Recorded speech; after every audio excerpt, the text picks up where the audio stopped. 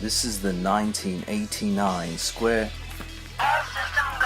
This is the 1999 Square Enix masterpiece, Racing Lagoon, an RPG street racing game made by Squaresoft.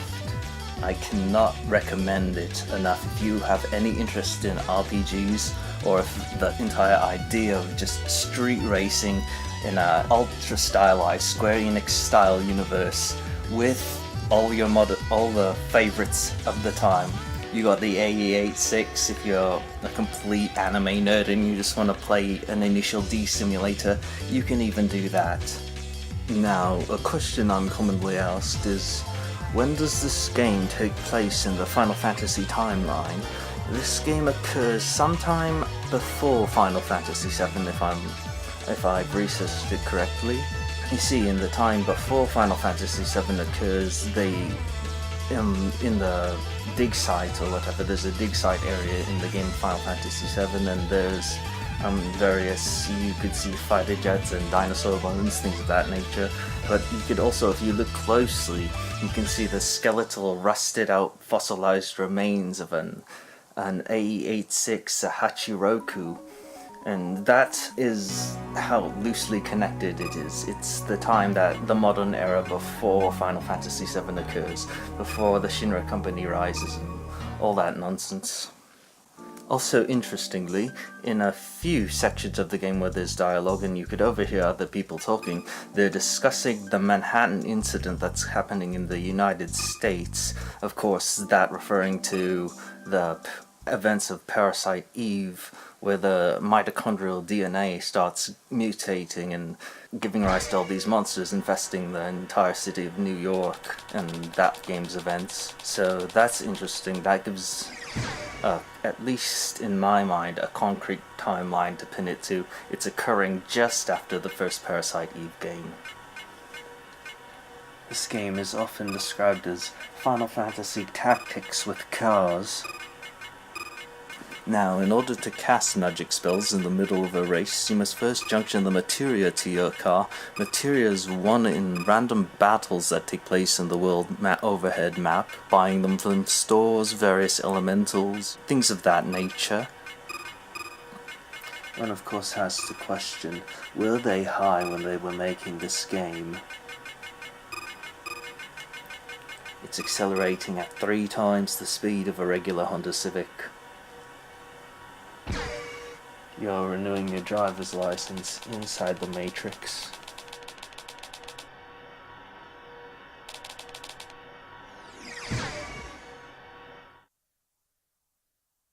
The game's many loading screens reminding the player street racing is highly illegal. Abide by your local prefecture's traffic laws.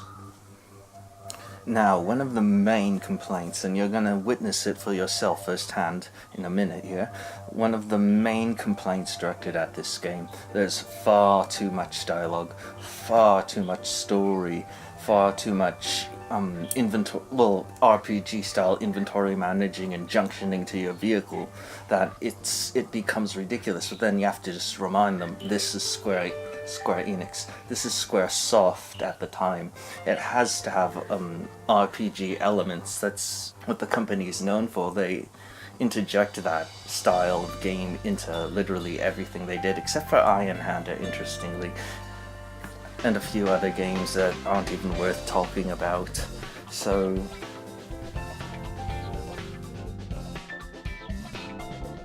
the city that's addicted to amphetamines. Now, this is Neo Yokohama, 1999.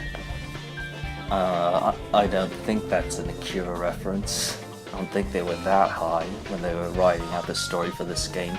But you know what, it actually might be an Akira reference, because there's no other reason for Yokohama to be called Neo Yokohama. It does not reference the political situation at all. It's just ridiculous. Maybe this is a new extension to Yokohama. I have no idea.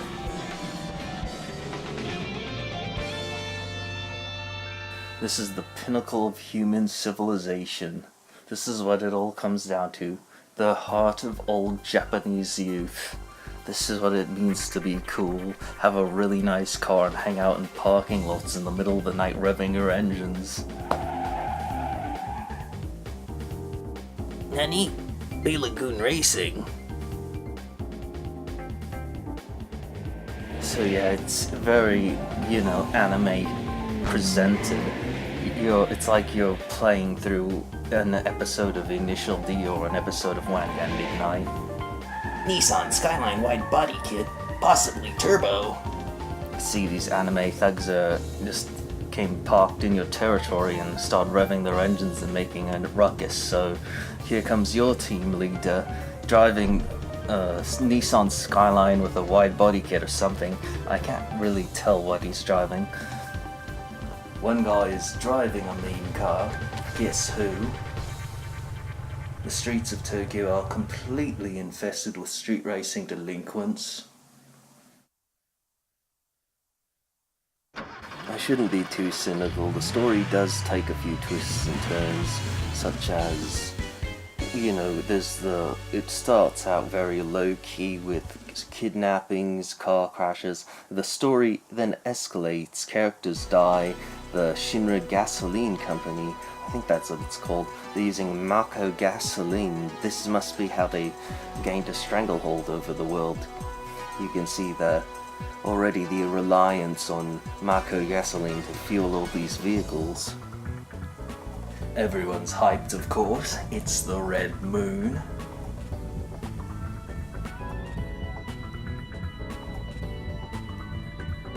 They start gambling Pokemon. Team Rocket blast off at the speed of light. And he's taunting him how small his dick is.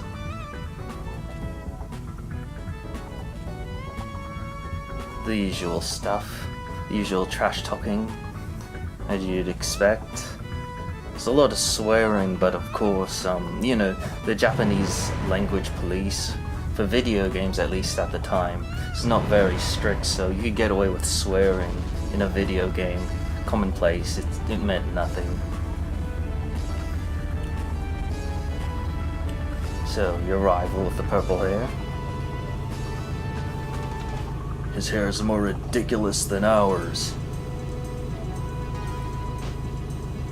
Guys, shouldn't we be doing something else? Like protesting the Mako Gasoline Company? Mako Gasoline is clearly cancer for the environment, and as an entity they're getting way too powerful. Put up or shut up, cuck.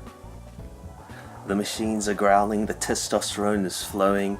Obviously, it's a showdown, it's unavoidable. Can't talk your way out of it. It's time to race. The loading screens do get irritating. The cutscenes are extremely long. So you're gonna have to, I think, using a save state to play this game is absolutely necessary. The street racing is extremely punishing. If you so much as tap the wall, you're shifted down a gear. It becomes impossible to win after that point. The AI does not give a damn if it's kicking your ass. It'll just finish the race, blow you the fuck, not end well for you. So that is some sophisticated AI. You could even tell specific individuals. One guy is afraid of drifting.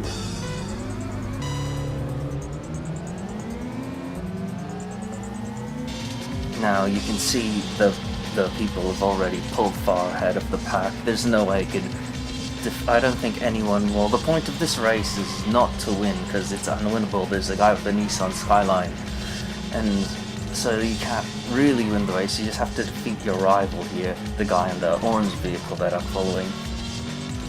There's a high probability of randomness, of course, in any kind of race, so you may, depending on how fast your vehicle is and how much you've tuned it and your timing, the outcome changes greatly. Now, the most efficient way to pass someone is to swerve around them by drifting. So most of the passing that occurs in this game occurs during the cornering. You can see the orange triangles. I'm inputting my turns, and then you watch the scenario play out. You can see it's really tempting to drift every corner, but it's really situational. The game doesn't want you to play it like it's the initial D, but I don't know, they boost the driftiness on this car. Now you can see from the arrows on the screen, this is the control method that's in place in the game. So when there's those arrows, the car's driving itself around this track, but however you could shave a few seconds off your time and drive strategically and whatnot. You're not in complete control of the vehicle, so you're basically just watching an AI play and influencing the outcome with a few commands you could put in every now and then. The most important question one must ask themselves when considering any racing video game is this plausible? Can this be considered realistic street racing? There's nothing I could do in this race in terms of raw horsepower. There's a Nissan Skyline, so I can't really go head to head with that vehicle in terms of just raw speed. And so I'm battling this Acura Integra. I pass him, and at the end of this line I encounter the blue RX-7. It was just pure luck of the track that there was a section with a lot of cornering right at the end there, and I outmaneuver him in the little Hachiroku, the Sprinter. Highly unlikely is that someone would have, a teenager mind you, would have enough money to buy a Nissan Skyline with a wide body kit and turbo, tuned, maximum tune. It makes no sense how. The lore does not explain any single detail how he came to possess this extremely expensive vehicle that is literally worth more than all of the other cars racing combined. I believe the reason it wasn't brought here was because the difficulty they felt was too hard for Western audiences, so the game was never translated, unfortunately, and I think I agree with the Japanese decision. The Americans would not have been able to grasp the subtleties of this game, and it would have sunk Square Enix, hence why we, as a country, as a nation, as a people, as a history, as a language, the entire world lost out basically on what was Racing Lagoon. It was limited to just a release within Japan. Very unfortunate. It could be worse. I could be reviewing Parasite Eve. It was a choice between the two. This was the more saner choice, by far. But by then, it was too late to save Sanakind. I'm as badass as Michael Jackson. And our protagonist very proud of his Hachiroku and his victory tonight. Your character very introspective and deep. Why do we always battle each other into the night? Why can't we share the streets?